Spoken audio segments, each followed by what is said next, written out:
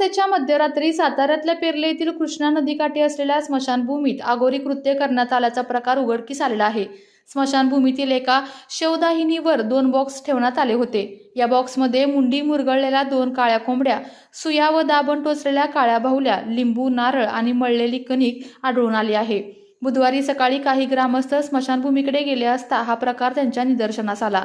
एक बॉक्स उघडून पाहिल्यानंतर त्यामध्ये 2 काळ्या कोंबड्या आणि सुया टोचलेले लिंबू तसेच बाहुल्या आढळल्या। दुसऱ्या बॉक्समध्ये नारळ, मळलेली कणिक आणि हळद कुंकू लावलेल्या बाहुल्या ठेवण्यात आल्याचे दिसून आले। कोंबड्यांमधून दुर्गंधी येत असल्याने हा प्रकार अमावस्येच्या रात्रीच घडल्याचा अंदाज ग्रामस्थांकडून व्यक्त केला जात आहे।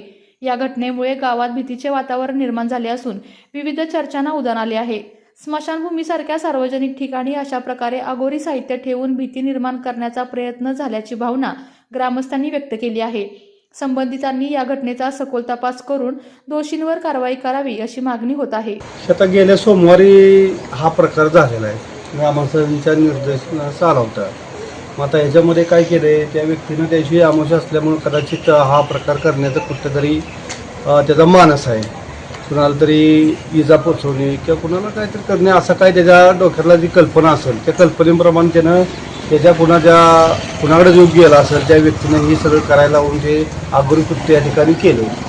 कारण या प्रकारामध्ये शक्यतो कसं असतं की कोंबड्याची मान मुरगळणे, जीवितहानीचा सुद्धा याच्यामध्ये थोडासा संभवणं म्हणजे असू शकते किंवा अन्य काय एखाद्या माणसाचं नुकसान किंवा शारीरिक नुकसान किंवा कौटुंबिक नुकसान किंवा संपत्ती नुकसान किंवा स्थानावर मालमत्तेचं नुकसानसुद्धा या अशा प्रकारातनं केलं जाऊ शकते असा एक प्राथमिक अंदाज।